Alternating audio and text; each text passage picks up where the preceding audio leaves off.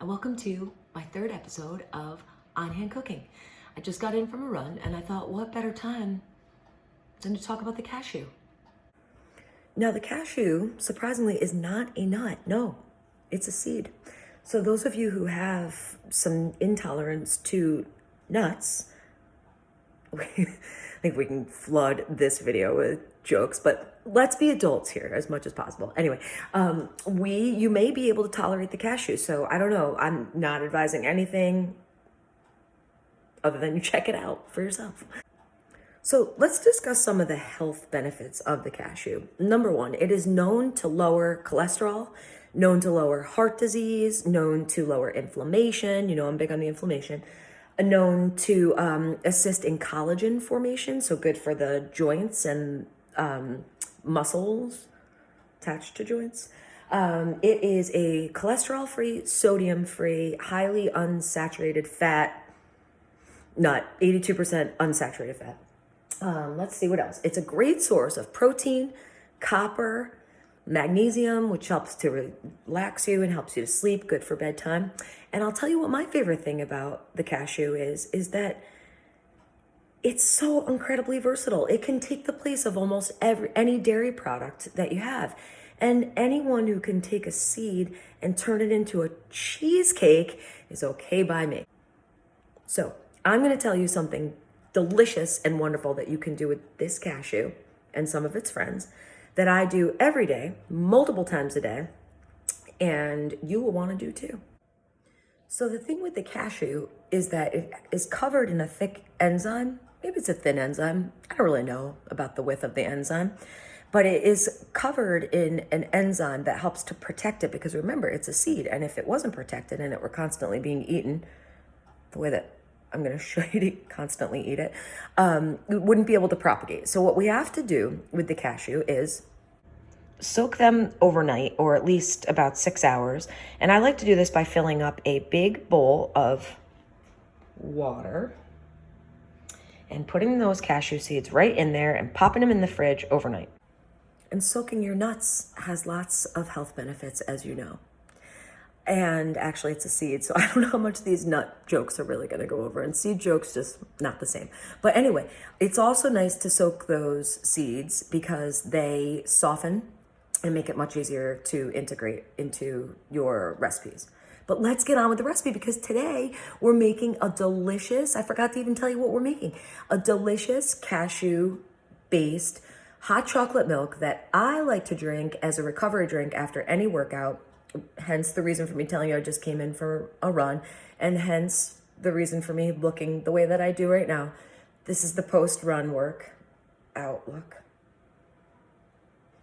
Okay, now let's get going on that cashew hot chocolate. Okay, so let's get started. We're gonna start with our soaked overnight cashews, which I actually have sitting in a bath of warm water to warm those up because I'm going to have my beverage warm, and some organic cocoa powder, and unsweetened, and some coconut oil to give us a lot of flavor from the fat, some cinnamon, which will help regulate your inulin levels and glycemic index, and here's the real game changer, a little pinch of pink Himalayan salt.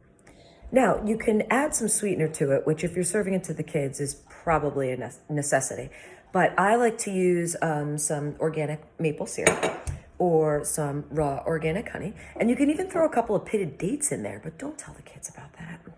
They're not crazy about dates, it turns out, or prunes. Okay, so look, you guys, you know I don't usually get fancy and measure things out like this, but now that I'm a professional with my own cooking show, I figured I better start measuring some things out. Okay, so now all we're gonna do is drop in all of our ingredients. Your cashews, you sneaky little devil, get in there, and your coconut oil, and your cocoa powder, and your cinnamon, and a pinch of that salt I was talking about, right in there. And then I like to have my hot water set aside here, and I put mine right in the Yeti. Isn't that so smart? Keep it warm, and dump that right in there. Now, if you're not into the whole nut milk thing, you could certainly make this with milk. We're not big dairy people in this house unless we can get it raw, which is illegal in Massachusetts. Marijuana, yes. Raw milk and supporting the dairy farmers, no. Now we're just gonna secure the lid to the Vitamix and place that right on top and go. And this will take about 2 minutes in the Vitamix. And I'm sure you can use a normal blender, but I tell you right now, if you're gonna sell a lid to buy a Vitamix, go buy the Vitamix. Use this thing maybe, I don't know, 3-4 times a day. Smoothies, sauces, I say buy a Vitamix. Even if it's the loudest thing in your household, which it won't be if you have children.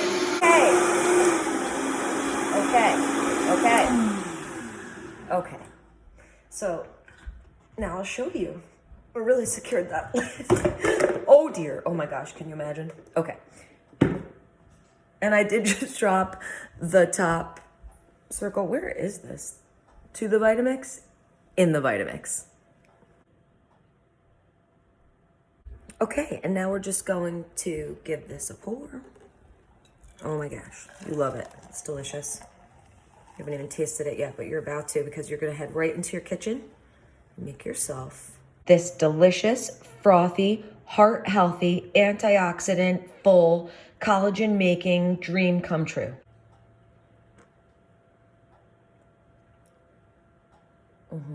So now we just made ours with those few simple ingredients, but you can do all sorts of things with this. You can sub out the cocoa powder and you can make it with green tea instead. You just get your tea bag steeping in that hot water that you had set aside and dump everything in, but not the tea bag. And then you can also add some vanilla or some cardamom would be delicious with that chocolate. And some sweetener, like I'd said. You can even throw in some unsweetened shredded coconut, but you want to let that soak too. That would be delicious. Or you can sub out any of your nut milk with coconut milk. Really, the possibilities are endless. And if you do this, let me know what works for you. You can actually use any nut for this drink. You can soak pecans overnight, almonds overnight. But the one thing I want to tell you, it's not the same to just mix your cold nut milk in with some cocoa and try to make this drink. It's got to be made hot, put the nuts in there, integrate the nuts, and add all of your ingredients into the blender, and especially to melt that coconut oil and get this amazing froth on top. I mean, you guys, you don't just see froth like this every day. Okay, thanks for tuning in. Thanks for everyone who's been so awesome and encouraging me to do what I love to do anyway and share it with you guys. Comments are always appreciated. But remember, be nice.